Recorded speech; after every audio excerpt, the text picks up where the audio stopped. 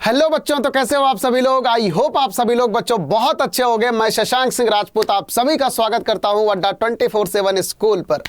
तो मेरे प्यारे प्यारे बच्चों, जल्दी से मुझे बता दो कि वेक्टर पढ़ने में कैसा लग रहा है आप सभी लोगों को। आई होप बहुत मजा आ रहा होगा, क्योंकि आप सभी लोगों को वेक्टर में बहुत ही जबरदस्त फीलिंग अब आने लग गई होगी कि वेक्टर अलजेब्रा होता कैसा है, वेक्टर अलजेब्रा दिखता कैसा है, वेक्टर अलजेब्रा का यूज क्या है।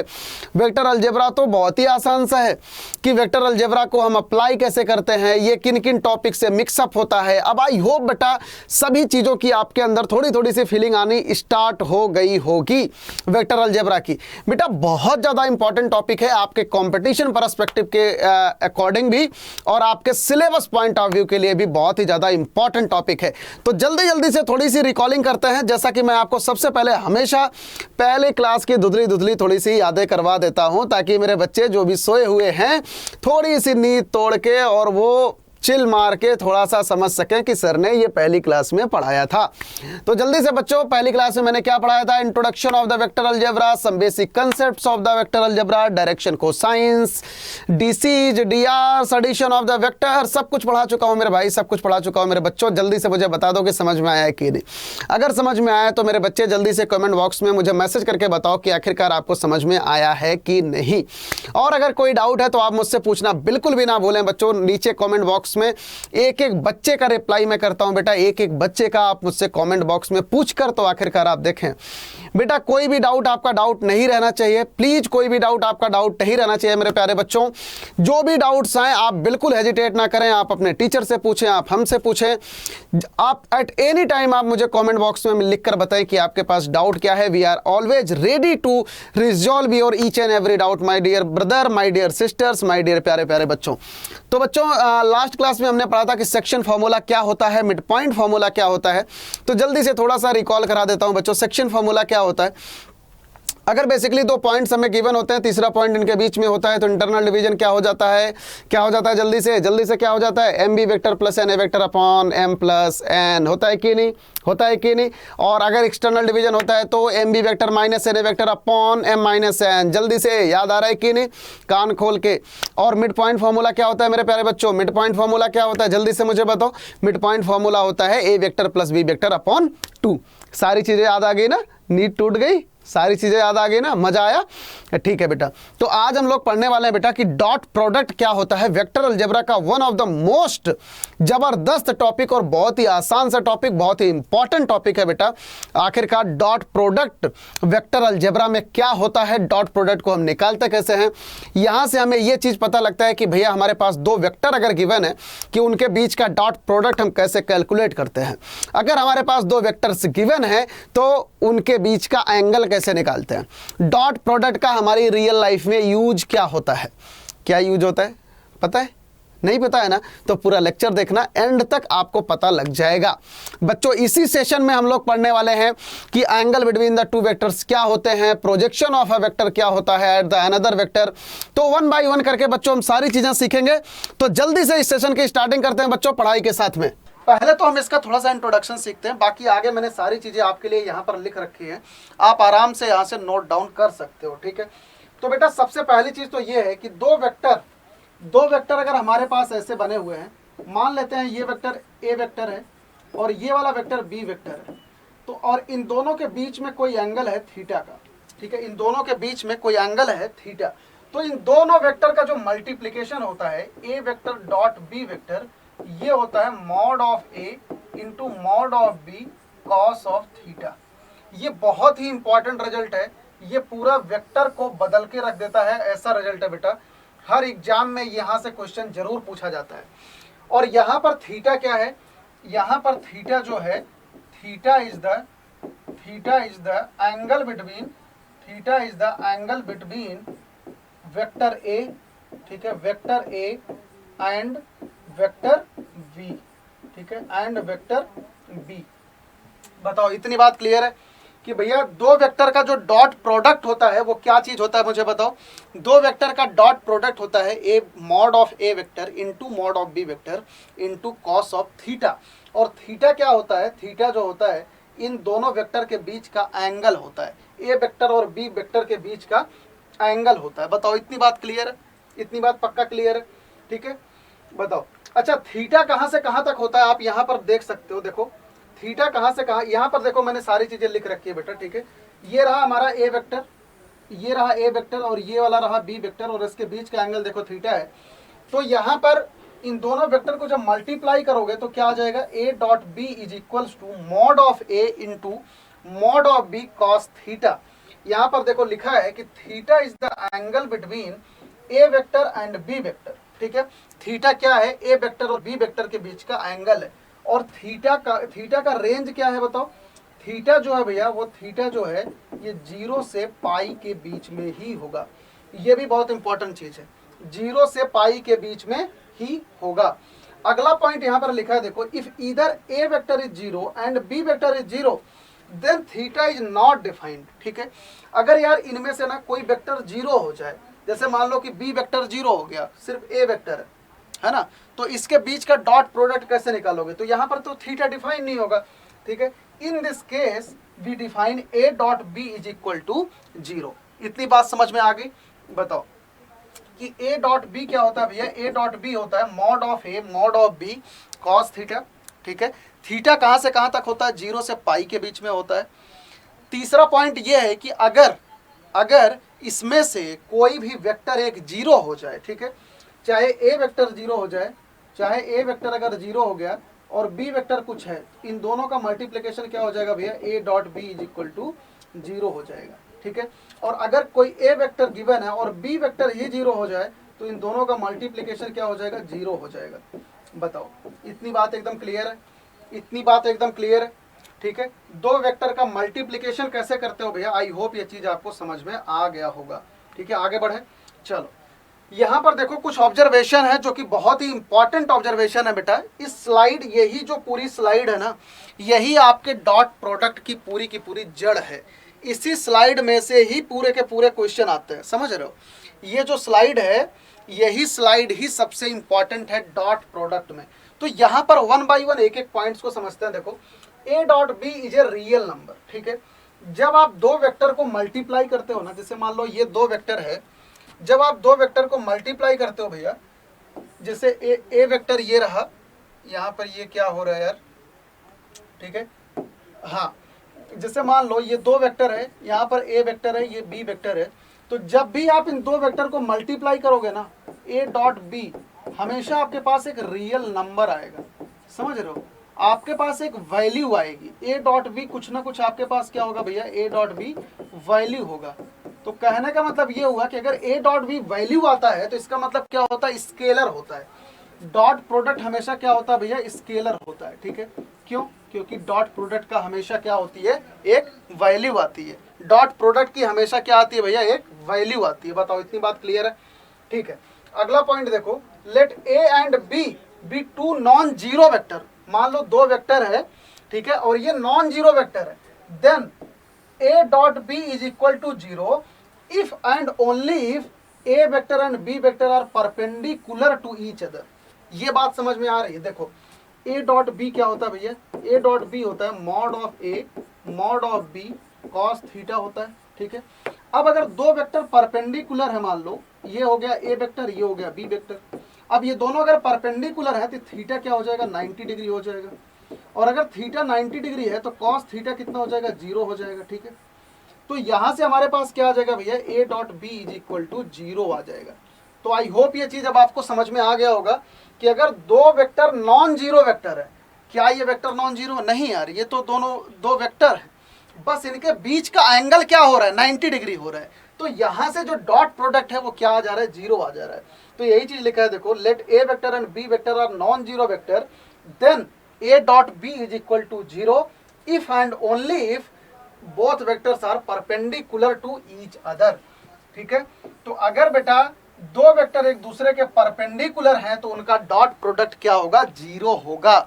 और अगर ये भी है कि अगर दो वेक्टर का डॉट प्रोडक्ट 0 है तो वो वेक्टर दोनों एक दूसरे के परपेंडिकुलर होंगे, इस बात ये भी गारंटीड है, ठीक है। इतनी बात, ये पॉइंट समझ में आया कि अगर दो वेक्टर एक दूसरे के परपेंडिकुलर हैं, दो वेक्टर अगर एक दूसरे के परपेंडिकुलर हैं तो उनका डॉट प्रोडक्ट हमेशा क्या होगा भैया, 0 होगा। इसका उल्टा भी होगा कि अगर दो वेक्टर का डॉट प्रोडक्ट 0 होगा तो ये दोनों वेक्टर एक दूसरे के परपेंडिकुलर भी होंगे। इतनी बात क्लियर है? बताओ, इतनी बात पक्का क्लियर है? चलो अगले पॉइंट पे आ जाओ। If theta is equals to 0 then a dot B is equal to mod of A into mod of b. अब एक चीज बताओ, अगर कॉस थीटा 0 हो जाए, अगर कॉस थीटा 0 हो जाए, कहने का मतलब ये हुआ कि दो वेक्टर एक दूसरे के पैरेलल हो जाएंगे, है ना? दो वेक्टर एक दूसरे के पैरेलल हो जाएंगे तो कॉस थीटा 0 हो जाएगा। और यार अगर कॉस थीटा क्या कहते हैं, थीटा अगर 0 हो जाए, अगर ये दो वेक्टर पैरेलल होंगे तो यहाँ पर थीटा क्या हो जाएगा मुझे बताओ? यहाँ पर थीटा क्या हो जाएगा? थीटा हो जाएगा 0, ठीक है? थीटा क्या हो जाएगा बाबू? 0 हो जाएगा।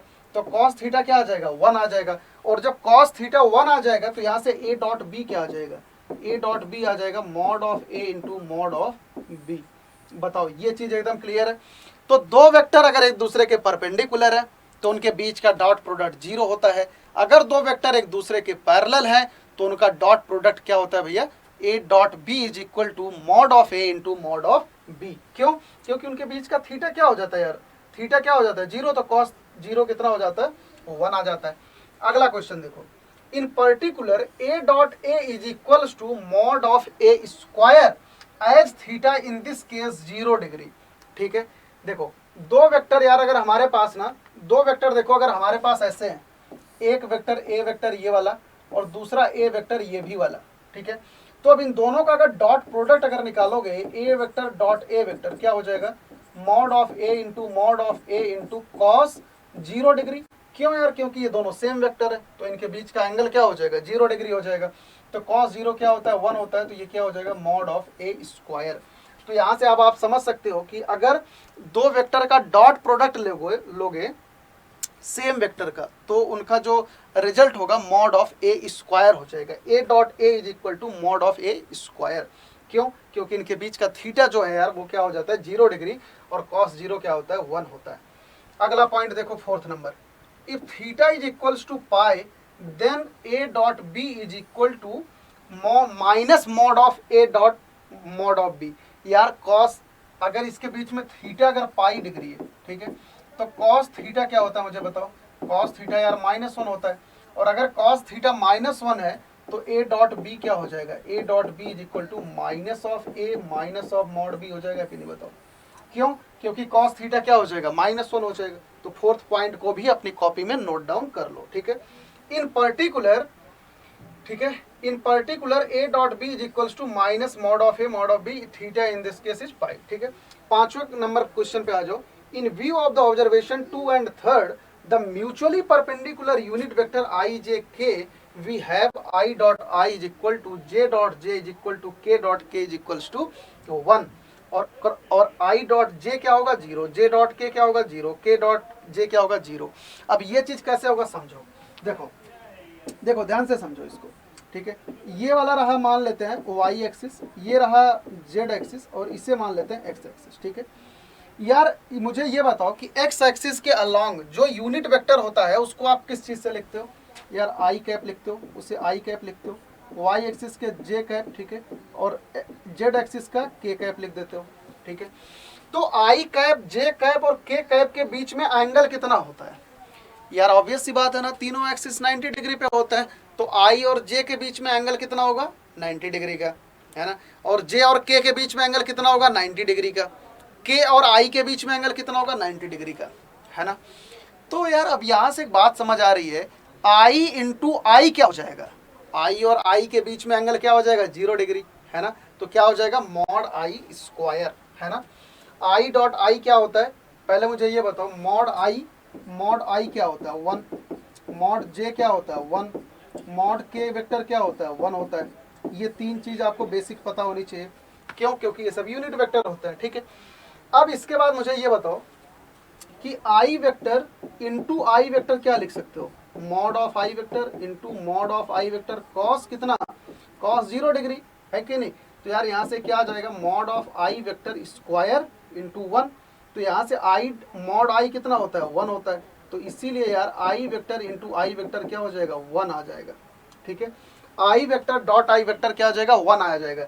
सिमिलरली जे वेक्टर डॉट जे वेक्टर क्या आ जाएगा? 1 आ जाएगा। सेम उसी तरीके से के वेक्टर डॉट के वेक्टर क्या आ जाएगा, 1 आ जाएगा, ठीक है। अच्छा, इसके अलावा अब इसी का जस्ट ऑपोजिट देखो, I vector dot J vector क्या होगा बताओ, I vector dot J vector, mod of I vector mod of J vector, cos कितना होगा, आई वेक्टर और जे वेक्टर के बीच का एंगल कितना होता है, 90 डिग्री, है ना। तो कॉस 90 डिग्री, तो ये क्या हो जाएगा, 0 हो जाएगा। इतनी बात क्लियर है कि जहां पर भी आई डॉट जे होगा, जे डॉट के डॉट जे, सब क्या होंगे, 0 होंगे। और आई को आई में मल्टीप्लाई कर दो, जे को जे में कर दो, के को के में कर दो, ये सारे के सारे क्या हो जाएंगे, 1 हो जाएंगे। The most important result of the dot product, ये भी नोट डाउन अपनी कॉपी में कर लेना। आई होप बेटा एक एक पॉइंट आप सभी बच्चे समझ रहे हो, और अगर कोई भी डाउट होता है आप हमसे डायरेक्टली पूछ सकते हो, ठीक है। एक एक डाउट आप मुझसे डिस्कशन कर सकते हो। चलो अगला पॉइंट आ जाओ। The angle between two non zero vectors a vector and b vector is given by cos theta is equal to mod of a dot b upon mod of A into mod of b.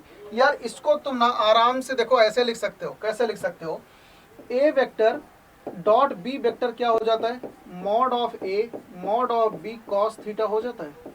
अब यहाँ पर देखो mod of A mod of b क्या होगा, positive number होगा, तो यहाँ से हमारे पास कॉस थीटा क्या आ जाएगा यार, यहाँ से हमारे पास कॉस थीटा आ जाएगा A vector dot B vector upon mod of A into mod of B. बहुत ही इंपॉर्टेंट, बहुत ही ज्यादा इंपॉर्टेंट रिजल्ट ये वाला है बेटा, कि आपको दो वेक्टर दे दिया जाएगा और पूछा जाएगा कि ये बताओ कि ये दोनों वेक्टर क्या कोलिनियर वेक्टर हैं, या इन दोनों वेक्टर के बीच में एंगल कितना है।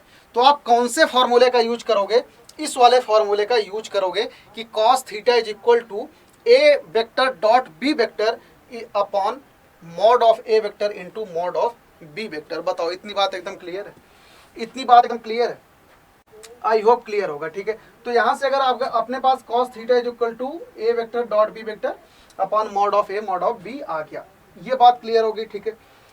अब यहां पर देखो the scalar product is commutative, मतलब A dot B is equals to B dot A होता है, ठीक है। यार जो स्केलर मल्टीप्लिकेशन होता है दो वेक्टर का, कम्यूटेटिव होता है, चाहे आप ए को बी में मल्टीप्लाई कर लो, चाहे आप बी को ए में मल्टीप्लाई कर लो, दोनों की बात क्या होगी भैया, दोनों की बात हमेशा बराबर ही होगी, दोनों की बात हमेशा क्या होगी, बराबर होगी। बताओ इतनी बात क्लियर है।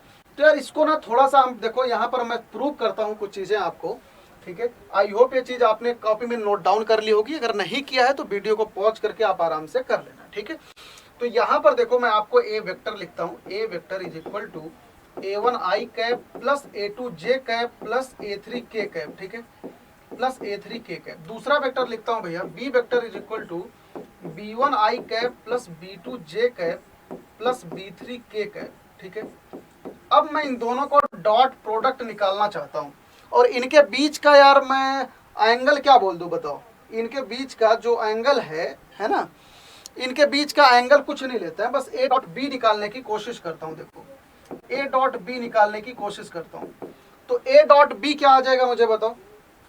ए डॉट बी यहाँ पर देखो क्या आ जाएगा, बस एज इट इज लिख लो, a1 I cap plus a2 J cap, ठीक है, प्लस a3 के कैप। यहाँ से आपके सामने अभी एक बहुत ही अच्छा रिजल्ट आएगा जिसको आप क्वेश्चंस में डायरेक्टली यूज कर सकते हो, b1 i cap plus b2 j cap plus b3 k cap, ठीक है, b3 के कैप। ये चीज आ गई आपके सामने। बताओ अब इसको क्या करोगे भैया, मल्टीप्लाई कर दोगे। मल्टीप्लाई कैसे करोगे मुझे बताओ। मल्टीप्लाई यार एक एक करके, जैसे आप नेचुरल मल्टीप्लिकेशन करते हो बस वैसे ही कर दो, ठीक है। तो मैं आगे की चीजें देखो इधर लिख रहा हूँ, है ना, मैं इसे इरेज कर दे रहा हूँ। आगे की चीजें देखो इधर लिख रहा हूँ भैया, तो आई होप आप सभी लोगों को इधर दिख रहा होगा, ठीक है। तो यहाँ पर आ जाओ, ए डॉट बी वेक्टर क्या आ जाएगा, ए डॉट बी वेक्टर। अब देखो सबसे पहले a1 को b1 में मल्टीप्लाई करता हूँ, ठीक है। तो यहाँ पर क्या आ जाएगा, a1 b1, ठीक है, और क्या आ जाएगा आई कैप इंटू आई कैप, ये चीज आ जाएगी। अब a1 को b2 में मल्टीप्लाई करता हूँ, देखो, ठीक है, यहाँ से क्या आ जाएगा a1 b2, ठीक है, और ब्रैकेट में क्या आ जाएगा आई कैप इंटू जे कैप, आई कैप इंटू जे कैप, ठीक है। ऐसे करके बस पेयर बनाते जाओ आप एक एक करके, और क्या आ जाएगा भैया a1 b3, ठीक है, बस मल्टीप्लाई करते जाओ और एक एक रिजल्ट लिखते जाओ, आई कैप इंटू के कैप, ठीक है। मैंने a1 का पूरा कर लिया है। अब A2 का मैं कर रहा हूं देखो इंटू A2, ठीक है, A2 इंटू B1, B1 यहां से क्या आ जाएगा भैया J cap into I cap, J cap into I cap, ठीक है, प्लस अब उसके बाद देखो A2 को B2 में मल्टीप्लाई कर रहा हूं, A2 इंटू B2, ठीक है, J cap into J cap, J cap into J cap plus, ठीक है, अब A2 को मैं B3 में मल्टीप्लाई कर रहा हूं, A2 इंटू B3, यहाँ पर क्या आ जाएगा भैया J cap into K cap, ठीक है। इसके अलावा देखो अब लास्ट वाला बचा है A3 को A3 इंटू B1, ठीक है, यहाँ पर क्या आ जाएगा भैया K cap into I cap, ठीक है, K cap into I cap, और उसके बाद क्या आ जाएगा A3, उसके बाद क्या आ जाएगा बाबू A3 इंटू B2, ठीक है, यहाँ पर क्या आ जाएगा K cap into J cap, K cap into J cap, और लास्ट में एक और बचेगा A3, ठीक है, A3 into B3 K cap into K cap. ये चीज़ आ गई। अब इसको मल्टीप्लाई करो और अपने हिसाब से देखो कि क्या कहीं पे मैंने गलत लिखा है। इसको मल्टीप्लाई करो खुद से, इन दोनों नंबर को जैसे आप मल्टीप्लिकेशन करते हो ना, बस इन्हें मल्टीप्लाई करो और मुझे देख के बताओ कि क्या यहाँ पर कहीं गलत लिखा है कुछ। आई होप बेटा आप सभी लोग देख पा रहे होगे, ठीक है, जो भी गलत है आप लिख देना। आई होप ये कहीं पर भी गलत नहीं है, ठीक है। तो यहाँ पर देखो हम अपनी पुरानी प्रॉपर्टीज का यूज करने वाले हैं। कौन सी प्रॉपर्टी का? हमने अभी पीछे पढ़ा था कि I cap, I into I cap, J into J cap is equal to K into K cap क्या होता है भैया? क्या होता है मुझे बताओ? 1 होता है। और जब हम क्रॉस मल्टीप्लिकेशन करते हैं इस टाइप के, J into I is equal to, मतलब ऐसे करके, है ना, जब एक दूसरे में मल्टीप्लाई होते हैं तो इन्हें क्या बोल देते हैं? जीरो। तो यहाँ पर देखो आई इंटू आई है तो ये तो रहेगा, आई इंटू जे है तो ये वाला क्या हो जाएगा? जीरो हो जाएगा, है ना। आई इंटू जे क्या होता है? जीरो। आई इंटू के क्या हो जाएगा भैया? जीरो। जे इंटू आई क्या हो जाएगा? जीरो, ठीक है। जे इंटू जे तो रहेगा, जे इंटू के क्या हो जाएगा? जीरो, ठीक है। के इंटू आई क्या हो जाएगा? जीरो। ये भी क्या आ जाएगा? जीरो। तो अल्टीमेटली यहाँ से हमारे पास क्या आ जाएगा भैया? a1 into B one, a1 into B one, I into I कितना हो जाएगा बताओ? मॉड आई स्क्वायर हो जाएगा कि नहीं? मॉड ऑफ आई स्क्वायर हो जाएगा, प्लस यहाँ पर क्या बचेगा? a2 into b two, a2 into b two mod j square, ठीक है, plus a3 into b three mod k square बचेगा, ठीक है, मॉड ऑफ के स्क्वायर बचेगा। तो यार अब यहाँ से आप देख सकते हो कि मॉड आई स्क्वायर क्या होता है? 1 होता है। तो यहाँ से हमारे पास क्या आ गया? a1 b1 plus a2 b2, ठीक है, मॉड जे स्क्वायर भी 1 होता है, प्लस a3 b3।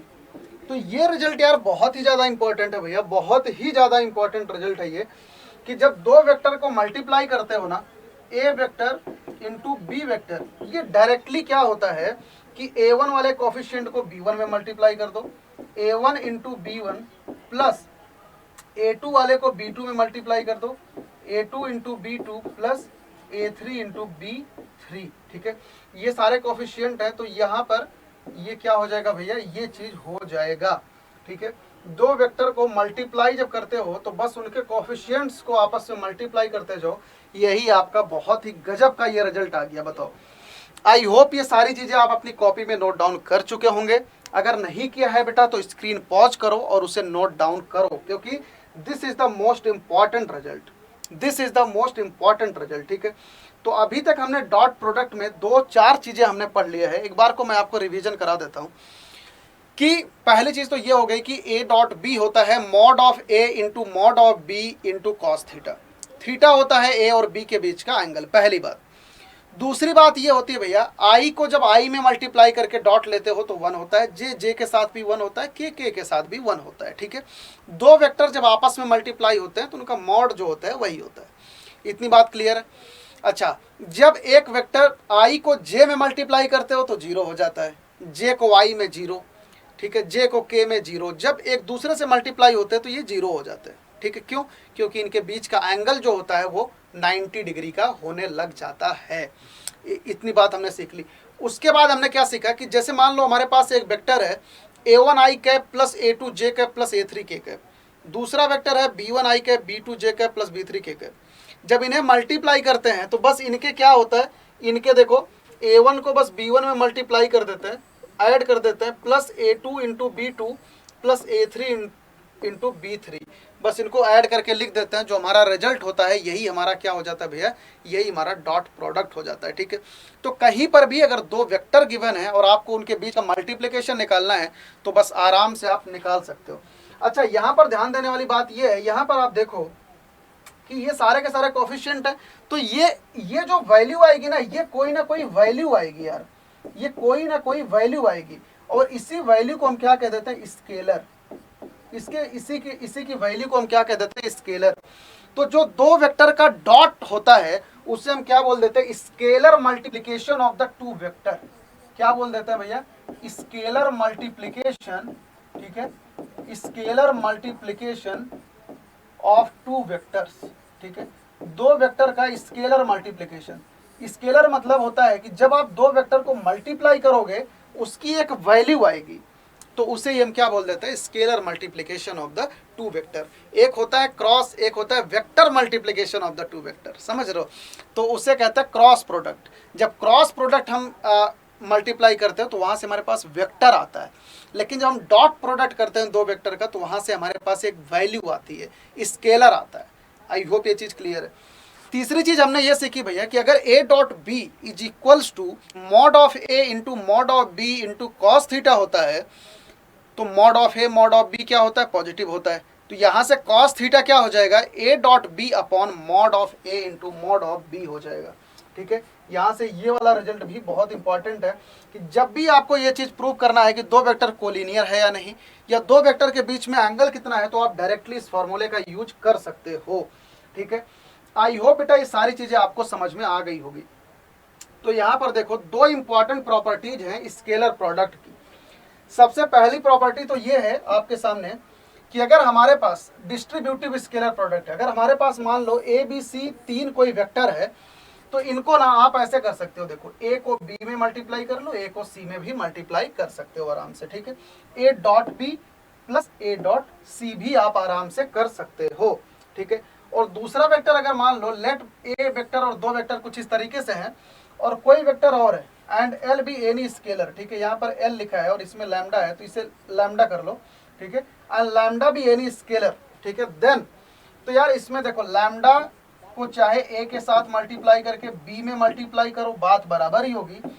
ठीक है, कैसे बात बराबर होगी, लैम्डा के साथ में चाहे ए बी को दोनों को मल्टीप्लाई कर लो। ठीक है, या ए वेक्टर पहले निकाल लो, लैम्डा बी बाद में निकाल लो। ठीक है, तो यहाँ पर आई थिंक ये दोनों चीजें सेम लिखी है, तो इसे कट कर दो। हमारे पास ये वाली जो प्रॉपर्टी है, ये वाली, यही आपकी क्या है भैया, यही आपका जब किसी भी स्केलर को मल्टीप्लाई करते हो जो दो वेक्टर के डॉट प्रोडक्ट में, तो यार उनमें कोई अंतर नहीं आता, आप कैसे भी करके डॉट प्रोडक्ट ले लो। ठीक है, कैसे भी करके आप डॉट प्रोडक्ट ले लो तो बात आपकी बराबर ही रहेगी। बताओ, इतनी बात आई होप यार क्लियर होगी। ठीक है, कि दो वेक्टर के डॉट प्रोडक्ट में किसी भी कांस्टेंट को कैसे भी मल्टीप्लाई करोगे यार तो बात में कोई अंतर नहीं आएगा। अच्छा, अब बात आती है projection of A vector on a line. ठीक है, projection of A vector on a line क्या होता है भैया, यार ये बताओ प्रोजेक्शन क्या होता है। सबसे पहले मुझे सबसे पहले ये बात बताओ कि प्रोजेक्शन क्या होता है। यार प्रोजेक्शन मतलब ये होता है कि जैसे मान लो ये एक रोड है। ठीक है, तुम यहाँ पर ऊपर चढ़ रहे हो। ठीक है, तो तुम्हारी परछाई मान लो इस रोड पर बने तो वही क्या होती है, प्रोजेक्शन। प्रोजेक्शन क्या होता है, प्रोजेक्शन मतलब यार परछाई। ठीक है, जैसे मान लो तुम रोड पे चलते हो इस पे और धूप इधर से आ रही है, यहाँ से सन की धूप आ रही है तो तुम्हारी परछाई ऐसे बनती है, यही क्या होता है, प्रोजेक्शन होता है। तो ऐसे ही जब एक वेक्टर का किसी लाइन पे जब हम प्रोजेक्शन लेते हैं तो वो कैसे होता है, इसके बारे में हम सीखते हैं। ठीक है, चलो यहाँ पर समझने की कोशिश करो थोड़ी सी कि जैसे मान लो ये एक कोई वेक्टर है, ये वेक्टर का नाम मैं दे देता हूँ बी वेक्टर। ठीक है, और ये भी कोई वेक्टर है, इसका नाम मैं दे देता हूँ भैया ए वेक्टर। ठीक है, तो इनके बीच में यार ये इस वेक्टर को मैं थोड़ा सा और बड़ा बनाता हूँ। ठीक है, उसके पीछे एक कारण है, अभी आपको समझ में आ जाएगा। ये वेक्टर है बी वेक्टर और ये वेक्टर है ए वेक्टर। ठीक है, और यार इनके बीच में जो ये एंगल है ना, इनके बीच में जो एंगल है वो थीटा डिग्री का एंगल है। ठीक है, इनके बीच में जो ये एंगल है ये थीटा डिग्री का एंगल है। ठीक है, तो अब अपने को ये बात जाननी है कि जो ए वेक्टर का जो प्रोजेक्शन है ना वो बी वेक्टर पे कैसे होगा। क्या जानना है यार कि ए वेक्टर का जो प्रोजेक्शन है वो बी वेक्टर पर कैसे आएगा, ये चीज अपने को जाननी है। ठीक है, तो यार एक काम करते हैं इसमें सीधा सा फंडा। पहला काम ये कर लो कि बी का यूनिट वेक्टर निकाल लो, बी का यूनिट वेक्टर निकाल लो। अब अगर तुम बी का यूनिट वेक्टर निकाल लोगे तो मान लो बी बहुत बड़ा वेक्टर है या बहुत छोटा है, तो तुम्हारे पास ये बी का यूनिट वेक्टर आ जाएगा। ठीक है, तुम्हारे पास क्या आ जाएगा, बी का यूनिट वेक्टर आ जाएगा, है ना। अब ये वाला वेक्टर क्या आ गया तुम्हारे पास, बी बाय मॉड बी। ये वाला वेक्टर क्या आ गया तुम्हारे पास, बी बाय मॉड बी। बताओ, इतनी बात एकदम क्लियर है, इतनी बात एकदम क्लियर है, बी बाय मॉड बी। ठीक है, तो यार इसका प्रोजेक्शन क्या हो जाएगा, प्रोजेक्शन ऑफ ए वेक्टर। ठीक है, projection of A vector, projection of A vector on b vector, ये क्या हो जाएगा आपका, ये हो जाएगा भैया ए वेक्टर। ठीक है, ए vector into B by mod B vector, ये हो जाएगा आपका प्रोजेक्शन। ठीक है, जिस वेक्टर पे तुम्हें प्रोजेक्शन निकालना है उसका यूनिट वेक्टर ले लो। ठीक है, और जिसका प्रोजेक्शन निकालना है उससे मल्टीप्लाई कर दो, बस यही जो वैल्यू आएगी यही तुम्हारी क्या हो जाएगी, प्रोजेक्शन हो जाएगी। यही वैल्यू क्या आ जाएगी भैया, यही आ जाएगा तुम्हारा प्रोजेक्शन। इतनी बात क्लियर है, इतनी बात क्लियर है। तो ये प्रोजेक्शन का फॉर्मूला याद रखना कि projection of A vector on the B vector क्या होगा, A vector into B upon mod B. अच्छा, अभी अगर कोई पूछे कि projection of B vector on A vector क्या होगा, अगर तुम ऐसे लिखना चाहो, देखो प्रोजेक्शन ऑफ बी वेक्टर, ठीक है, ऑन ए वेक्टर। यार जिस पे प्रोजेक्शन तुम निकाल रहे हो ना उसका यूनिट वेक्टर लिखो, ए बाई यूनिट वेक्टर। ठीक है, ए बाई मॉड ए, और जिसका निकाल रहे हो उससे मल्टीप्लाई कर दो, यही क्या हो जाएगा तुम्हारा, यही हो जाएगा भैया प्रोजेक्शन। बताओ मुझे, इतनी बात एकदम क्लियर है, यही हो जाएगा तुम्हारा projection of a vector on a line. कोई डाउट अभी तक, आई होप बेटा नहीं होगा डाउट। ठीक है, चलो अब क्वेश्चन आ जाते हैं, फटाफट क्वेश्चन करते हैं जल्दी जल्दी से और समझ के करते हैं। देखो, find the angle between to vector ए और बी, दो वेक्टर है जिनका मैग्नीट्यूड बेटा ए है 1 और 2 है, when a dot B is equal to 1। तो यार इनका मैग्नीट्यूड की तुम्हें क्या गिवन है, mod of a equal to 1 given है और mod of b is equal to 2 given है। तुम्हें बताना क्या है, तुम्हें इनके बीच का एंगल बताना है। तो दो वेक्टर के बीच का अगर तुम्हें थीटा बताना होता है भैया तो क्या लिखते हो बताओ, A vector dot B vector is equal to mod A mod B cos theta लिखते हो। यहाँ से कॉस थीटा क्या आ जाता है हमारे पास, ये तुम्हें याद होना चाहिए हमेशा, A vector dot B vector upon mod A mod B आ जाता है, ये तुम्हारा फॉर्मूला होता है। बस यार सीधी सीधी वैल्यूज यहाँ पर रख दो। ए डॉट बी तुम्हारे पास क्या गिवन है बताओ, ए डॉट बी तुम्हारे पास गिवन है cos theta, a dot b क्या गिवन है 1 अपॉन मॉड ए कितना भैया 1 इंटू मॉड बी कितना है 2। तो यहाँ से यार देखो कॉस थीटा हाफ आ गया, तो थीटा इक्वल टू कितना आ गया 60 डिग्री आ गया। कॉस थीटा कहाँ पर हाफ होता है भैया, 60 डिग्री पर कॉस थीटा हाफ होता है।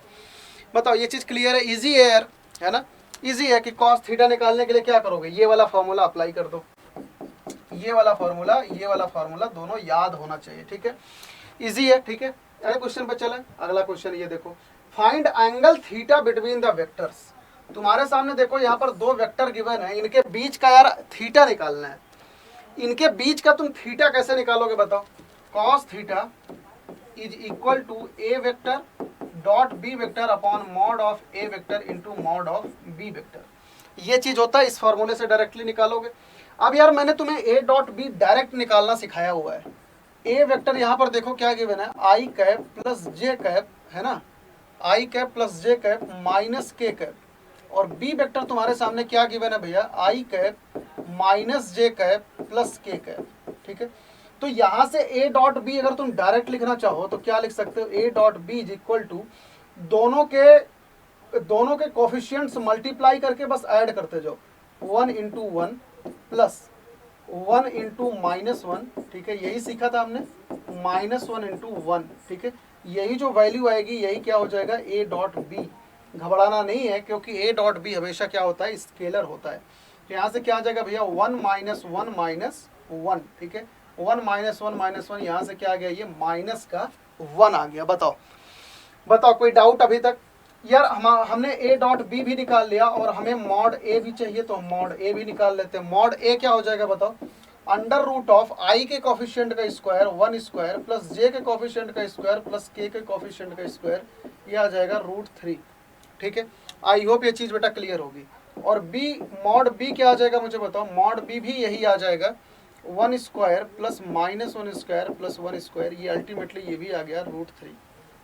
बताओ, इजी है, बहुत इजी है। ठीक है, तो यार यहाँ से हमारे पास cos थीटा क्या आ जाएगा बताओ, cos theta is equal to a dot b कितना है, -1 अपॉन मॉड ए कितना है, √3 इंटू √3, ये हमारे पास आ गया माइनस का 1/3। ठीक है, तो यार यहाँ से थीटा कितना आ गया हमारे पास, cos इनवर्स -1/3 आ गया, cos इनवर्स -1/3 आ गया हमारे पास थीटा। बताओ, ये चीज एकदम पक्का है, कोई डाउट अभी तक इस सेगमेंट में? दो वेक्टर के बीच का एंगल कैसे निकालते हो, आई होप बेटा ये सारी चीजें आपको क्लियर होगी। ठीक है, कोई डाउट? चलो एग्जाम्पल 3 देखो, क्या गिवन है कि if a vector is equals to this one. ठीक है, ए वेक्टर आपको गिवन है बेटा और बी वेक्टर भी आपको गिवन है, then show that the vector a plus b a minus b are perpendicular. वाह, यार कह रहा है ना आपको दो वेक्टर गिवन है, अब तुम्हें कह रहा है कि ए वेक्टर प्लस बी वेक्टर और ए वेक्टर माइनस बी वेक्टर, ये दोनों के बीच का एंगल 90 डिग्री है ना। तो यार अगर इसके बीच का एंगल 90 डिग्री है तो तुम्हें क्या चीज शो करना है बताओ, शो ये करना है कि a plus B into A minus b क्या हो जाएगा भैया, 0 हो जाएगा। अगर ये चीज हमने शो कर ले गए, ये चीज अगर हम शो कर ले गए तो हम ये चीज को आसानी से बोल सकते हैं कि ये दोनों के दोनों वेक्टर परपेंडिकुलर होंगे, ये दोनों वेक्टर परपेंडिकुलर होंगे। बताओ, कोई डाउट? तो यार यहाँ से पहले पहला काम एक काम करो कि a प्लस बी और a माइनस बी निकालो। ठीक है, a वेक्टर यहाँ पर क्या गिवन है बताओ, 5i कैप है ना, minus j cap minus 3k cap, ये गिवन है। और b वेक्टर क्या गिवन है भैया, i cap plus 3j cap minus 5k cap, ये चीज गिवन है ना। तो यार यहाँ से हमारे पास a प्लस बी वेक्टर क्या आ जाएगा बताओ, a vector plus b vector, ये क्या आ जाएगा, दोनों वेक्टर को ऐड कर दो, क्या आ जाएगा बताओ, 6i कैप है ना माइनस 3j कैप, नहीं यार दोनों को ऐड करना है ना तो 2j कैप हो जाएगा ना। ठीक है, 2j कैप यहाँ पर मैं यहीं पे ऐसे 2 लिख दे रहा हूँ। ठीक है, 2j कैप और इन दोनों को ऐड करोगे तो माइनस 8k कैप आ जाएगा। ठीक है, a प्लस बी वेक्टर ये चीज आ गई। बताओ, और a vector minus b vector हमारे पास क्या आ जाएगा भैया, a में से b को सब्ट्रैक्ट कर दोगे तो क्या आ जाएगा, 4i कैप, ठीक है, माइनस 4j कैप माइनस, और यार इसमें से इससे सब्ट्रैक्ट करोगे तो ये +2 आ जाएगा है ना, +2k कैप आ जाएगा। बताओ, ये वैल्यू आ जाएगी, करके ट्राई करो। इन केस अगर एनी डाउट है तो आप मुझसे आराम से बोल सकते हो। अब बेटा हमें क्या चाहिए, हमें ना इन दोनों डॉट प्रोडक्ट को निकालना है। कैसे निकालोगे बताओ, a plus b dot A minus b. अब इसको हम डायरेक्ट निकालना जानते हैं कि दोनों के कांस्टेंट को बस मल्टीप्लाई करते जाओ, आराम से हमारे पास ये वैल्यू आ जाएगी। ठीक है, 6 इंटू 4 प्लस, ठीक है, -2 इंटू -4 प्लस -8 इंटू +2। ठीक है, अब इसको चेक करो क्या ये 0 आ रहा है, ये देखो क्या आ रहा है, 24 प्लस 8, यहाँ पर कितना आ जाएगा बताओ, -16, ये आ रहा है, ये आ रहा है यार। बताओ, देन शो दैट वेक्टर ये आर परपेंडिकुलर। तो भैया इसमें कुछ ना कुछ देखो मिस्टेक है ना, इसमें देखो कुछ ना कुछ मिस्टेक है क्योंकि ये परपेंडिकुलर हमारे इस कैलकुलेशन से नहीं आ रहा है ना। इस कैलकुलेशन से देखो हमारे पास ये चीज परपेंडिकुलर नहीं आ रही है। एक बार यहाँ पर नोटिस करो, यहाँ पर, ठीक है, इन दोनों को जब ऐड करोगे ना, इन दोनों को जब ऐड करोगे तो यहाँ पर यार +2j कैप आ जाएगा। इन दोनों को जब ऐड करोगे भैया तो यहाँ पर क्या आ जाएगा, +2j कैप आ जाएगा ना। यहाँ पर देखो मिस्टेक यहाँ पर है, ठीक है, यहाँ पर देखो मिस्टेक है, ठीक है, यहाँ पर देखो मिस्टेक है ना। तो इसे सही करो, इसे अच्छे से सही करो। देखो जब ये दोनों वेक्टर को ऐड करोगे तो 5 + 1 6 आ जाएगा, 3 - 1 कितना आ जाएगा, +2j कैप आ जाएगा, +2j, और इन दोनों को ऐड करोगे तो -8k कैप। ठीक है, इतनी बात क्लियर है। और जब सब्ट्रैक्ट करोगे तो 5 - 4, हाँ -4 और ये 2 आ जाएगा। ठीक है, तो यार जब इन्हें मल्टीप्लाई करोगे तो 6 इंटू 4, 2 इंटू -4, ठीक है, और 8 इंटू -8 इंटू 2 आ जाएगा। बताओ अभी तक कोई डाउट है? तो यार यहाँ पर भी देखो आप आराम से इसको निकाल सकते हो, यहाँ पर आप आराम से निकाल सकते हो, ठीक है। यहाँ पर क्या आ जाएगा 24 और यहाँ पर क्या आ जाएगा 24 -8, ठीक है, और यहाँ से हमारे पास क्या आ जाएगा 16। तो ये देखो इनका डॉट प्रोडक्ट हमारे पास क्या आ गया भैया 0। तो अगर डॉट प्रोडक्ट अगर हमारे पास 0 आ गया तो इसका मतलब क्या हो जाएगा a plus B vector and a minus b vector क्या हो जाएगा, ये दोनों परपेंडिकुलर हो जाएंगे, ठीक है। क्यों? क्योंकि इनका डॉट प्रोडक्ट क्या आ गया भैया हमारे पास 0 आ गया। इनका डॉट प्रोडक्ट हमारे पास क्या आ गया यार 0 आ गया, ठीक है। और अगर दो वेक्टर का डॉट प्रोडक्ट अगर 0 आ जाता है तो ये दोनों वेक्टर एक दूसरे के परपेंडिकुलर हो जाएंगे, ठीक है। बताओ क्लियर? यार अगला क्वेश्चन ये देखो जल्दी से, find the projection of the vector, ठीक है, ए vector on the B vector, A vector on the B vector. तो यार हमारे पास देखो ए वेक्टर ये गिवन है और बी वेक्टर ये गिवन है, तो इसका प्रोजेक्शन क्या हो जाएगा बताओ, A into B upon mod B हो जाएगा, ठीक है। इसका प्रोजेक्शन क्या हो जाएगा भैया, A into B upon mod B हो जाएगा। तो यहाँ से ए वेक्टर क्या हो जाएगा बताओ, 2i cap plus 3j cap plus 2k cap, ठीक है, इंटू यहाँ से बी क्या आ जाएगा, यही i cap plus 2j cap plus k cap, ठीक है, अपॉन मॉड बी आ जाएगा, क्या आ जाएगा बताओ, मॉड बी i का स्क्वायर, i के कोफिशिएंट का प्लस 2 स्क्वायर प्लस 1 स्क्वायर, ठीक है, ये चीज आ जाएगा। तो अब यार ये ऊपर वाले वेक्टर्स का डॉट मल्टीप्लिकेशन करोगे तो क्या आ जाएगा बताओ, i के कोफिशिएंट को y के साथ में मल्टीप्लाई कर दोगे तो ये क्या आ जाएगा 2, है ना, और j वाले को j के साथ में मल्टीप्लाई कर दोगे तो क्या आ जाएगा 6, k वाले को k के साथ मल्टीप्लाई करोगे तो 2 आ जाएगा, अपॉन यहाँ पर क्या आ जाएगा 2 2 जा 4 6, ठीक है। तो ये अल्टीमेटली हमारे पास क्या आ गया भैया 10 अपॉन रूट 6, ठीक है, 10 अपॉन रूट 6 आ जाएगा इस वेक्टर का इस वेक्टर पे प्रोजेक्शन। बताओ कोई डाउट? चलो अगला क्वेश्चन देखो, find mod of A minus b vector if two vector a b are such that mod of a is equal to 2, mod of b is equal to, यार यहाँ पर mod of minus b equal to 3, कोई बात नहीं है, and a dot B is equal to 4। ये चीज तुम्हें गिवन है और तुम्हें mod of A minus b निकालना है। तो बेटा कहीं पे भी अगर mod of A minus b, mod of a plus b निकालना है तो सबसे पहला काम करो इनका होल स्क्वायर करके निकालो, बाद में अंडर रूट ले लोगे तो आराम से निकल जाएगा, ठीक है। तो mod of a plus minus b क्या हो जाएगा बताओ, mod of a square plus mod of B square minus 2 times mod of A mod of b, ठीक है, 2 times mod of A mod of b, ठीक है। एक काम करते हैं, इसको ऐसे नहीं लिखते हैं, इसको देखो एकदम स्टार्टिंग से लिखते हैं, एकदम बेसिक से, ठीक है। यहाँ पर देखो क्या हो जाएगा, mod of A minus B square, इसको आराम से ऐसे लिख सकते हो A minus B dot A minus B, इसे ऐसे लिख सकते हो आराम से, ठीक है। तो यार अब इसे मल्टीप्लाई करो, ए को ए में करोगे तो क्या हो जाएगा मॉड ए स्क्वायर, ठीक है, ए को बी में करोगे तो क्या आ जाएगा बताओ, mod of A into B आ जाएगा। अब बी को ए में करोगे तो माइनस बी इंटू ए आ जाएगा, और बी को बी में करोगे तो मॉड ऑफ बी स्क्वायर आ जाएगा। ये चीज एकदम क्लियर है। तो यार मॉड ऑफ ए आपको गिवन है, देखो मॉड ऑफ ए कितना गिवन है भैया 2, 2 स्क्वायर कितना हो जाएगा 4। आप जानते हो कि mod of a dot b और बी ये दोनों बराबर होता है ना, तो यहाँ से ये 2 टाइम्स लिख सकते हो, 2 टाइम्स क्या हो जाएगा 4, क्यों? क्योंकि ये दोनों इक्वल होते हैं, तो ए डॉट बी की जगह क्या पुट कर दोगे 4, और मॉड ऑफ बी स्क्वायर भी तुम्हें गिवन है, ये मॉड ऑफ बी तुम्हें गिवन है 3, तो 3 स्क्वायर कितना हो जाएगा 9, तो ये अल्टीमेटली कितना हो जाएगा 13 माइनस 8 कितना आ गया भैया 5, ठीक है। तो यहाँ से तुम्हारे पास mod of A minus b कितना आ जाएगा root of 5, mod of A minus b कितना आ गया बाबू तुम्हारे पास रूट ऑफ 5, ठीक है। इतनी बात एकदम क्लियर है? बताओ चलो अगले क्वेश्चन पे आ जाता है। If a is a unit vector, यहाँ पर देखो एक चीज पे फोकस करो, if a is a unit vector, a is a unit vector का मतलब mod of a is equal to 1, क्योंकि a unit vector, and x vector minus a vector, x vector plus a vector is equal to 8, then find mod of x vector.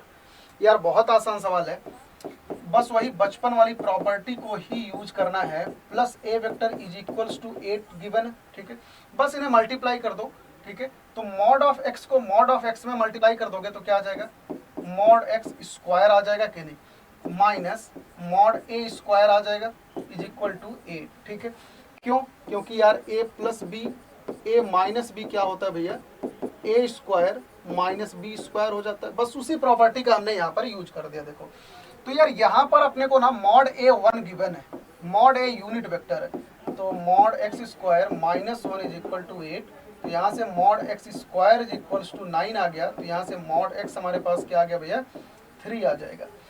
यहाँ से mod x plus minus 3 होगा, लेकिन आप minus 3 नहीं ले सकते, क्योंकि मॉड जो होता है हमेशा क्या होती है बाबू, एक पॉजिटिव वैल्यू होती है। मॉड हमेशा क्या होती है, एक पॉजिटिव वैल्यू होती है। ठीक है, चलो अगला क्वेश्चन ये देखो, for any two vector a and b we always have this one. ठीक है, कोई भी दो वेक्टर है, ये चीज हमेशा ट्रू होता है, हमें इस चीज को प्रूव करना है। तो कैसे प्रूव करोगे? कोई भी दो वेक्टर होता है तो उसके बीच का यार डॉट प्रोडक्ट क्या होता है, mod A mod B cos theta होता है, mod A mod B cos theta होता है ना। तो यार आप एक चीज बताओ मुझे, कॉस थीटा कहां से कहां तक होता है, कॉस थीटा कहां से कहां तक होता है, -1 से 1 के बीच में होता है कि नहीं? और कॉस थीटा हमेशा 1 से छोटा होता है कि नहीं? कॉस थीटा हमेशा 1 से छोटा होता है ना। तो यार अगर कॉस थीटा हमेशा 1 से छोटा हो रहा है तो ए डॉट बी है ना, तो यहाँ पे आप आराम से ए डॉट बी इसको ऐसे लिख सकते हो कि नहीं बताओ? अगर कॉस थीटा हमेशा 1 से छोटा हो रहा है तो a vector dot B vector is equal to, ठीक है, mod a vector into mod B vector cos theta. ठीक है, ये चीज लिखा हुआ है। अब यहाँ पर ये वाली क्वांटिटी यार लेस देन 1 है ना, ये वाली क्वांटिटी लेस देन 1 अगर हो रही है तो ये ओवरऑल क्वांटिटी क्या इक्वल होगी? यार इक्वल नहीं हो सकती है ना, क्योंकि खुद ही सोचो कि 3 में जब हाफ से मल्टीप्लाई करोगे तो यार ऑब्वियस सी बात है, ये 3 से कम हो जाएगा, है ना, 3 से कम हो जाएगा। तो यार सिमिलरली जब अगर ये कॉस थीटा लेस देन 1 है तो ये ओवरऑल वाली क्वांटिटी ये क्या हो जाएगी, ये ओवरऑल वाली इक्वल से कम हो जाएगी। तो यहाँ पर आप लिख सकते हो a dot B is less than mod of A into mod of b. बताओ, ये बात एकदम क्लियर है। दो वेक्टर का जो मल्टीप्लिकेशन है वो हमेशा लेस देन और इक्वल टू किससे होता है? दोनों को अगर अलग अलग मल्टीप्लाई करोगे तो उससे होता है। बताओ, इतनी बात क्लियर है? इतनी बात एकदम क्लियर है भैया कि mod of a dot B is always greater than a dot b से। ठीक है, आई होप ये क्वेश्चन आपको समझ आ गया होगा। अगला क्वेश्चन देखो, for any two vector we always have, इसे हम कहते हैं ट्रायंगुलर इनइक्वालिटी। इसे हम क्या बोलते हैं भैया? Triangular inequality. पहली चीज तो आपको ये दोनों चीजें याद रहनी चाहिए। कौन कौन सी? Mod of A into mod of b always greater than a dot b, एक तो ये याद रहना चाहिए। दूसरी चीज आपको ये भी याद रहनी चाहिए यार कि a plus b is always less than mod of a plus mod of b. आपको ये चीज भी याद रहनी चाहिए। ठीक है, क्लियर है? एकदम पक्का क्लियर है। ठीक है, तो इसको कैसे प्रूव करोगे कि mod of a plus b is less than और equal to mod of a plus mod of b? यार इसको प्रूव करने के ना कई सारे तरीके हैं, इसको प्रूव करने के कई सारे तरीके हैं। ठीक है, तो इसमें से ना मैं एक तरीका ले लेता हूं यार इसमें। ठीक है, देखो इसमें एक काम करते हैं, देखो इसमें क्या करते हैं कि सबसे पहले ना इसका स्क्वायरिंग कर लेते हैं, ए वेक्टर डॉट बी वेक्टर का स्क्वायर, ठीक है, मॉड का स्क्वायर कर लेते हैं। तो ये क्या, आप इसे कैसे लिख सकते हो? A dot b into a dot b. ठीक है, ऐसे लिख सकते हो, आराम से ऐसे लिख सकते हो ना। तो यार यहाँ पर मुझे एक बात बताओ, पहले ए को ए में मल्टीप्लाई करोगे तो क्या हो जाएगा? मॉड ऑफ ए, इसको ए डॉट ए आ जाएगा, तो ए डॉट ए क्या होता है? मॉड ए हो जाएगा, है ना। फिर क्या हो जाएगा? A dot b, a dot b आ जाएगा कि नहीं? बताओ, ए और बी का अगर एंगल थीटा में मान लूं तो ए डॉट बी क्या हो जाएगा? बताओ, ए डॉट बी, यार a dot b cos theta हो जाएगा कि नहीं? बताओ, a dot b cos theta हो जाएगा ना, कॉस थीटा। ठीक है, और क्या हो जाएगा बताओ? यहाँ पर मॉड ऑफ प्लस बी को ए में मल्टीप्लाई करो तो क्या आ जाएगा? B dot a cos theta आ जाएगा। ठीक है, और बी को बी में मल्टीप्लाई करोगे तो ये क्या आ जाएगा? मॉड ऑफ बी स्क्वायर आ जाएगा। ये चीज एकदम क्लियर, पक्का? तो यार यहाँ से हमारे पास क्या आ गया भैया? Mod of a square plus mod of B square plus 2 times a dot b cos theta. ये चीज आ गई यहाँ से, mod of a plus b square से, ठीक है। Mod of a plus b square से हमारे पास ये चीज आ गई कि नहीं बताओ यार। ऑब्वियस सी बात है, देखो ये मॉड है ना, ये तो पूरे में मॉड लगा रहेगा, तो ये सारे के सारे क्या होंगे, मॉड ही होंगे, ठीक है। ये सारे के सारे क्या होंगे, मॉड ही होंगे। बताओ अब यार वही पुरानी प्रॉपर्टी कि कॉस थीटा हमेशा क्या होता है, कॉस थीटा हमेशा लेस देन 1 होता है, ठीक है। कॉस थीटा हमेशा क्या होता है भैया, लेस देन 1 होता है। तो अगर ये मैं इक्वलिटी हटा दूं तो यहाँ पर अगर कॉस थीटा मुझे हटाना हो तो कॉस थीटा की मैक्सिमम वैल्यू यहाँ पर पुट कर देते हैं। तो ये क्या आ जाएगा, mod of a square plus mod of B square plus times 2 times mod of A into mod of B आ जाएगा ये, ठीक है। Mod of a is less than this one, ठीक है। बताओ ये बात एकदम क्लियर है। तो यार इतनी चीज को आप आराम से क्या लिख सकते हो बताओ, लेस देन और equal to mod a plus mod b whole square, ये चीज आप लिख सकते हो इसे, mod of a plus b whole square को आराम से लिख सकते हो ना। A square is always less than और इक्वल टू बी स्क्वायर। तो यहाँ से यार हमारे पास ए प्लस बी क्या आ जाएगा अल्टीमेटली भैया, ए प्लस बी हमारे पास क्या आ जाएगा अल्टीमेटली, इज लेस देन और equal to mod of a plus mod of b, ये चीज आ जाएगा, ठीक है। इसे हम कहते हैं ट्रायंगुलर इनइक्वालिटी, इसे हम क्या कहते हैं, ट्रायंगुलर इनइक्वालिटी। बताओ ये बात एकदम क्लियर है। दोनों को सबसे पहला काम क्या किया, मॉड में मल्टीप्लाई कर दिया, फिर cos theta is less than और इक्वल टू 1 होता है, बस हमने यहाँ पर क्या किया, cos थीटा हटा के यहाँ पे 1 पुट कर दिया। बस जब 1 पुट करोगे यहाँ से इक्वलिटी हट के यहाँ पर लेस देन और इक्वल टू हो जाएगा। क्यों, क्योंकि यार हमने ना अभी तक cos थीटा क्या था, 0 से 1 के बीच में हो रहा था। अभी हमने क्या किया, cos थीटा की मैक्सिमम वैल्यू ही डाल दी, यहाँ पर 1 डाल दी, समझ रहे हो। तो अगर मैक्सिमम वैल्यू उसकी 1 डाल दोगे तो यहाँ पर इनइक्वालिटी क्या हो जाएगा, लेस देन और इक्वल टू हो जाएगा, ठीक है। तो ये दोनों रिजल्ट आपको बेटा याद रखने पड़ेंगे, ये दोनों रिजल्ट आपको याद रखने चाहिए, ठीक है।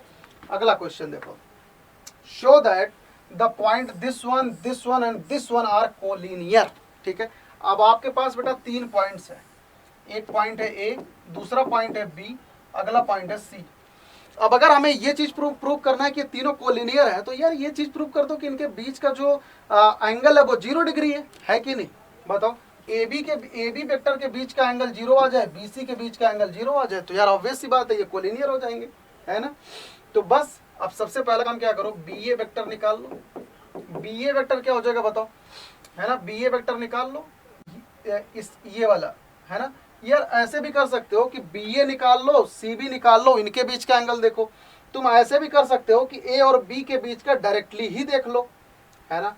अगर ए और बी के बीच का डायरेक्टली ही 0 आ गया तो आराम से कह सकते हो कि भाई ये दोनों क्या है, कोलिनियर है। तो यार पहले काम करो, कॉस थीटा मैं किसके बीच का निकाल रहा हूँ, ए एंड बी के बीच का एंगल निकाल रहा हूँ, ए और बी के बीच का एंगल निकाल रहा हूँ, ठीक है।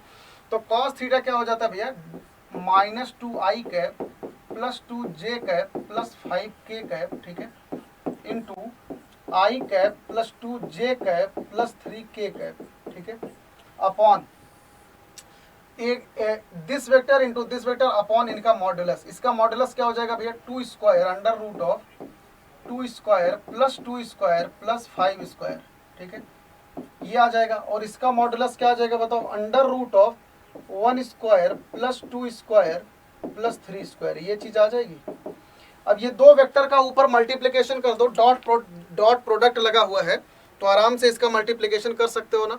तो इसका मल्टीप्लिकेशन कैसे करोगे भैया, ये आई वाला आई के साथ मल्टीप्लाई कर दो, -2 इंटू 1 -2 आ जाएगा, 2 इंटू 2 प्लस 4 आ जाएगा, प्लस 5 इंटू 3, ठीक है, प्लस 5 इंटू 3 कितना आ जाएगा, प्लस 15 आ जाएगा, अपॉन यहाँ से कितना आ जाएगा, अंडर रूट ऑफ 25 प्लस 8, है ना, अंडर रूट ऑफ 33 आ जाएगा, अंडर रूट ऑफ 33 आ जाएगा, ठीक है, 25 plus 4 plus 4 under root of 33।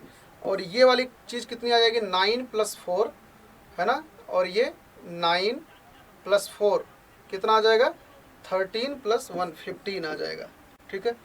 तो यार यहाँ से ये वैल्यू क्या आ जाएगी मुझे बताओ, यहाँ से ये वैल्यू क्या आ जाएगी, ये वाली, हाँ ये वाली वैल्यू बताओ मुझे क्या आ जाएगी। ए और बी के बीच का एंगल जो होगा ना वही क्या होगा, बी और सी के बीच का भी एंगल हो जाएगा। तो आराम से इस चीज़ को प्रूव कर सकते हो। ये तीन के तीनों पॉइंट क्या है भैया, कोलिनियर है। तो यहाँ से क्या आ जाएगा 19 - 1 17 upon root of 33 into root of 15। बताओ ये चीज़ एकदम क्लियर है। हमने किसके बीच का एंगल निकाला है भैया, हमने निकाला है ए और बी वेक्टर के बीच का एंगल, ठीक है। इसके अलावा तुम इसे और ज़्यादा इजी बना सकते हो, कैसे करके, बी वेक्टर और ए वेक्टर को पहले निकाल लो, है ना, बी ए वेक्टर निकाल लो, बी ए वेक्टर और सी बी वेक्टर निकाल लो और इनके बीच का एंगल देखो कि क्या है। तो आपका ये चीज़ एक बार में भी हो सकता है, ठीक है। यार ए बी वेक्टर आपने निकाल लिया, सिमिलरली आप बी सी वेक्टर भी निकालो, बी सी वेक्टर भी निकालो कॉस थीटा से, ठीक है। और उसके बाद सी ए वेक्टर भी निकालो आप कॉस थीटा से। ये तीनों निकालने के बाद आप आराम से चेक कर सकते हो कि इनके बीच का जो एंगल आएगा वो सेम आएगा। और अगर एंगल सेम आएगा तो वो सारे के सारे पॉइंट्स क्या होंगे, ये गिवन पॉइंट ये कोलिनियर होंगे। समझ में आ रही है बात। और अगर ये तीनों पॉइंट कोलिनियर होंगे तो यही तुम्हें प्रूव करना था।